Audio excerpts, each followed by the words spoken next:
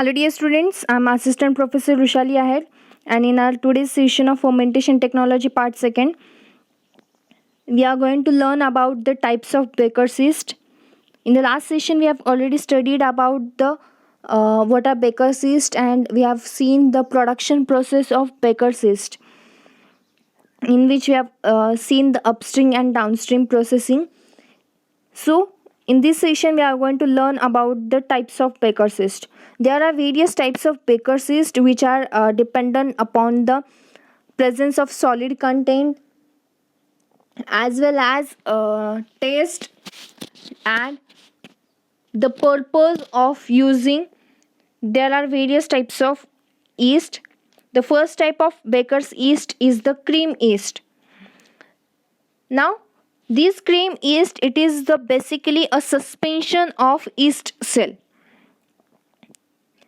and it generally consists of 18 to 20% solid contents.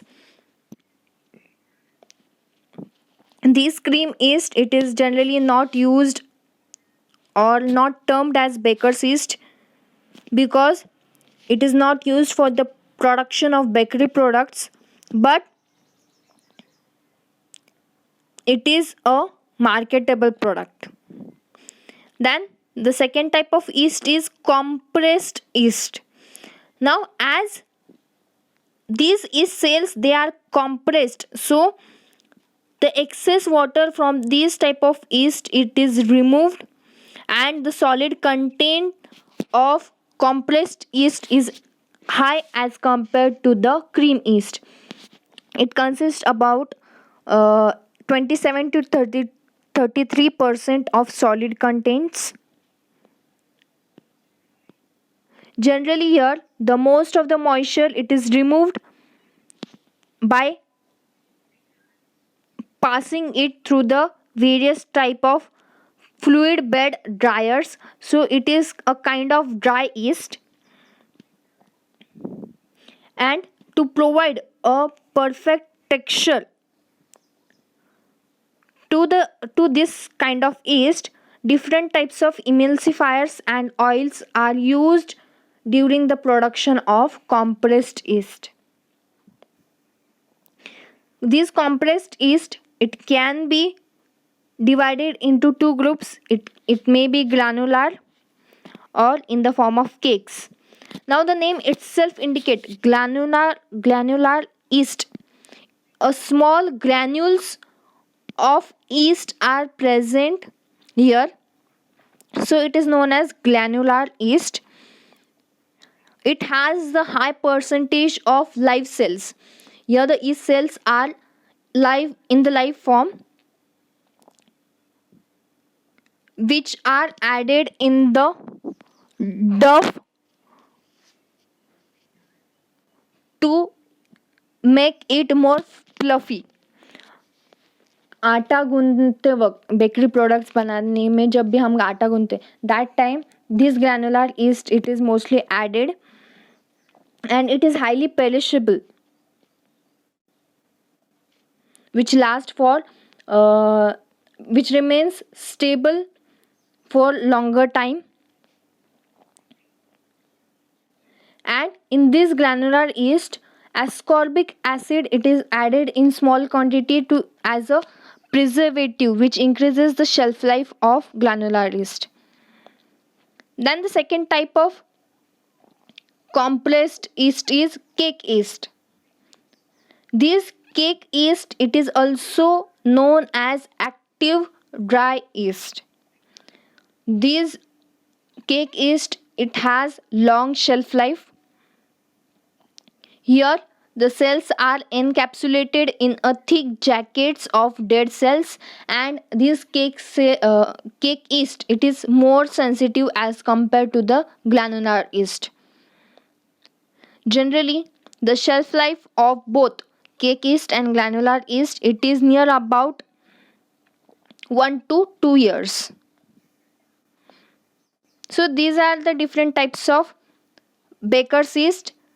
Now we will study the east testing, हमने पिछले lecture में production देखा था और प्रोडक्शन करने के बाद डाउन स्ट्रीमिंग प्रोसेस में रिमूवल और प्यूरिफिकेशन भी देखा था. After the production these yeast have to go through various tests to check its purity. So basically it have to undergo for the strain purity. यहाँ हम डायरेक्टली स्ट्रेन यूज कर रहे हैं, सैक्रोमाइसिस सीडीवीसी की डायरेक्ट स्ट्रेन यूज कर रहे हैं. So it is very important that this strain should be pure.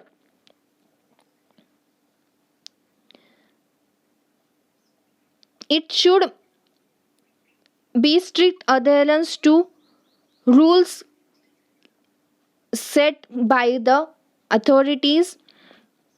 It should be completely microbiologically tested, means its sterility and toxicity should be properly tested. Then various testing for the grazing activities must be carried out. Its pH and weight should be properly checked, or the amount in grams per liter of the yeast should be perfectly checked, and then only this yeast it is ready for the marketing purpose. Now if we study the applications of Baker's yeast, it have the high application in the production of carbon dioxide.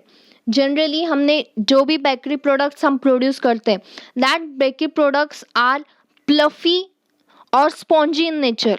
That spongy in nature, it is due to the production of carbon dioxide, and this carbon dioxide production it is carried out with the help of our Baker's yeast. This production of CO2 it causes the expansion of dough, which makes it spongy or fluffy. Then dough maturation of dough, when it is completed, it makes the dough light and airy, or small pores are developed in the dough, which is a perfect physical structure of that dough. Then development of flavor is also carried out with the help of Baker's yeast. It gives a specific characteristic flavor to the bakery products. Like bread have its specific flavor, then other bakery products have its specific flavor because of the yeast used for the production purposes. So this was all about the production of biomass, in which we have studied the production of baker's yeast. Thank you.